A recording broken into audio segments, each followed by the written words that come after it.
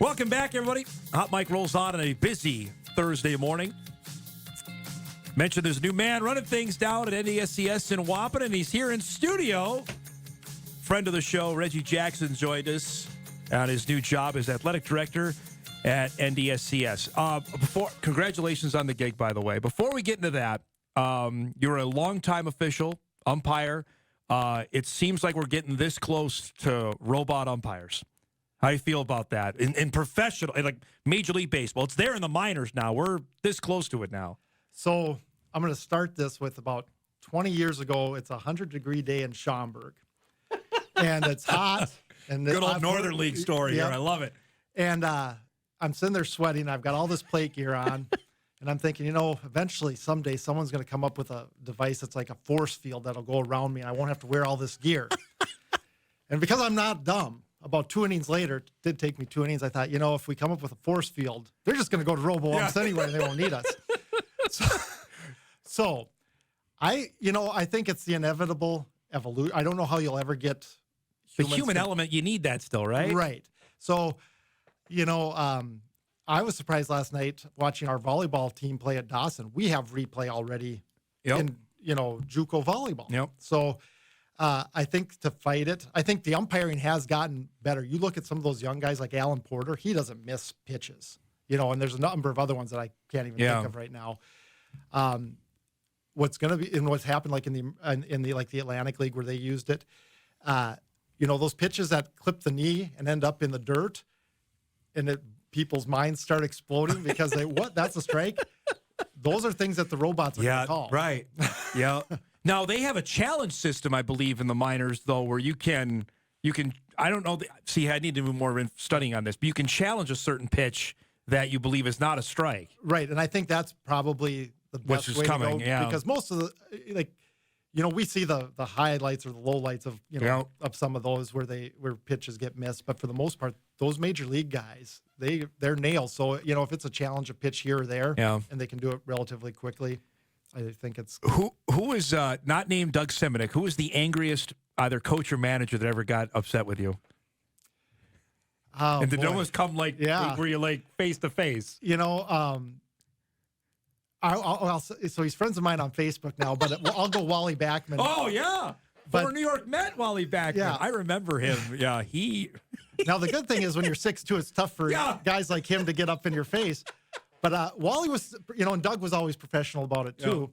When it was over, it was over. And but with Wally, it was almost like WWF, where I'm like, holy cow, this guy's really mad. And then as soon as like Yeomans would come out and get him, he turned it off like a switch, and I was like, oh, okay, but that's not what the crowd sees. No way, so. No. Oh God, I don't know if you were around when Butch Hobson was managing in Chicago. He took third base up at Newman Outdoor Field. I'd never seen that before. He picked the base up and left with it. Like, what are you doing then? Are you just trying to show you guys up? Is that basically it? So it's funny. Like we would talk about that stuff as umpires in the car and different things. But when somebody many years ago, Lloyd McClendon was managing the Pirates. Yep. And he did the similar thing, picked up first base. And we said, how long till one of our guys, it wasn't long, when right? they see somebody do it, then of course they follow suit and do something else. And You've had the chance to officiate everywhere. Was there ever a moment or a game that you're like, wow, this is pretty neat. I've elevated people think highly enough of me that I'm officiating here. Was there a game like that comes to mind? You would go stretches. I'll tell you what, I got better. I was probably not very good in 2005. Even now, I'm probably better now than I was in 2005. That's one thing with officiating. You just the more experience that is. Hone it and get better at it. Yeah. But there were some stretches in probably my last years in the Northern League, and even sometimes in the Big Ten a little bit. But it's a little different when you're not working every day. Yeah. Where I would go stretches of plates where it was pretty much right on, and no batters looking back, no catcher, it was just like going to church every day, So you knock on wood on those, right? Because you're just waiting for something to happen. But how often would you talk with the catcher? Would you do that a lot? As much as they wanted to. Okay. I kind of let them dictate how that was going to go. How much they wanted to talk. So. Okay. I could do this all day with you because I love talking officiating. But you got a new gig. Last talk you were AD at Shanley. Obviously, you stepped down from that. Describe why science was the right job for you to go to? It's just kind of serendipity how it turned out, because it had been a position where Stu, basketball coach and AD. Yep. And mid-July, it came out, the job got posted that they were going to go full-time AD. And I thought, well, that's something, I mean, I know a little bit about basketball, but I'm not Stu Inget, so it wasn't even on my radar. Right. But when I heard that they were going full-time AD, I was like, well, that's something that I can do. And I officiated down there, so I knew a lot about the program. Yep. And it's a program that's in great shape, so that, hopefully I can only enhance it a little bit, because it's not like we have to rebuild or anything like that. No, I was mentioning that before you came on. I mean, football's doing well. Both basketballs are humming. Softball's won a national championship or contending for a national championship. And Jane in volleyball has done a great job there. She's been there, for quite some time, and she's been knocking out of the ballpark. So between her and Isendorf and Mike Elke, I've got a good base of some veteran coaches there. And the three that are newer, got to meet them, that we're going to be okay. We're going to be good. Bryant Frisk up with the women's side. He'll be great. Gotch is interim for the men's. So, yeah. When you were being approached for it, or I guess, tell me, did you initiate? Did they come to you, or was it kind of a mutual deal? So I had some friends that I knew at Shanley that went to science, that were alums there. Yep. And it started kind of with a text from Brady Sievert, really, that, hey, would you be interested in that at all? And I said, well, I think Stu, but that got it on my radar. Yeah. And then once, about a month later, I was asking Brady, hey, you want to be a reference? They just decided they're going to do this. So, and there's a few other people that were science alums that I'd met over, like Ben Westby. I haven't talked to Ben in a long time. He was a trainer at Moorhead State in high school, and he ended up with the Dolphins, but he went to science. So that's, kind of the guys that I talked to. Now that it's official, you started just a couple days ago. What do you like this? And we're already going in the fall season. So are you feel like you're playing catch up now, or just what's the challenges early on in the job for you?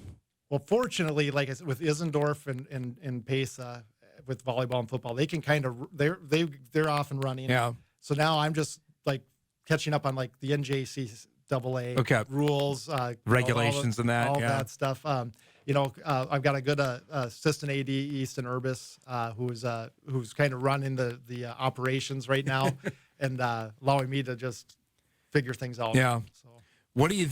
The challenges of this, Reg? What comes to mind? Like, okay, we're here. I want to take us now to this spot in the next couple of years. What comes to mind when I say that? I think probably like with just about every sports program out there is money. And so I'm going to really hit the fundraising and they've done really well down there. But just to try to enhance that a little more, so maybe we can get President Flanagan has really taken a step forward. All the coaches are full-time that are head coaches. Yeah. And that's something pretty much new, so that helps. Maybe finding a way to, upgrade some things so we can get some more full-time positions, things like that. How about for the Blickery? I mean, I know the floor is relatively new. I don't know how much you want to mess with. It's a great historic building. Is that something that's on the radar? There, I think maybe it might be some things like a video scoreboard, maybe new bleachers, things like that.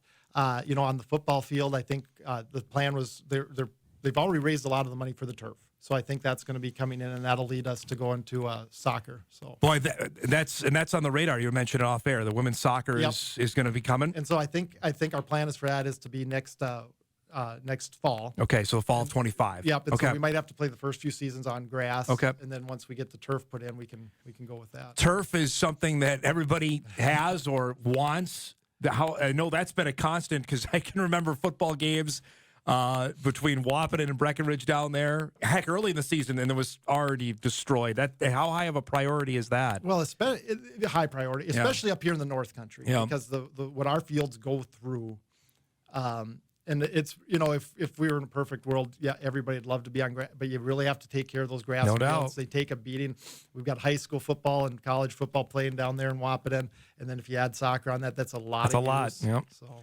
I'm interested from your time as a high school athletic director if anybody's giving you advice about, I want to get into this, what would you tell prospective athletic director in the high school? What would you say? It's going to be okay. Don't whatever. What seems like an emergency today, it's going to be fine. You'll get through it. The next day, it'll be just another thing that's an emergency. And the thing is, we're the toy department. Probably the best way to put that. We're the toy department. Yeah. We're not like my sister is a baby nurse. I can't even think of pediatric nurse. There you go. Yeah. Boy, can tell who got the brains in my family, can't you?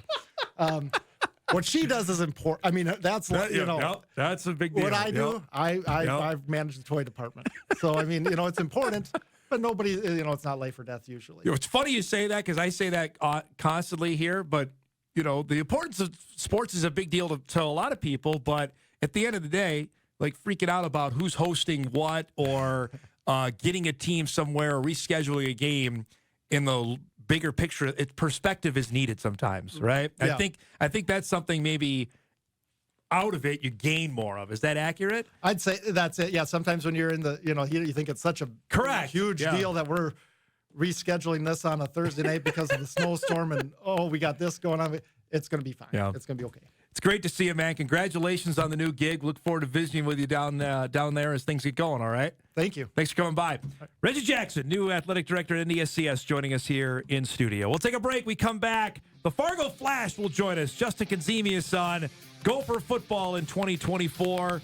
And a few other hot topics we'll visit with Justin when Hot Mike returns. We're back after this.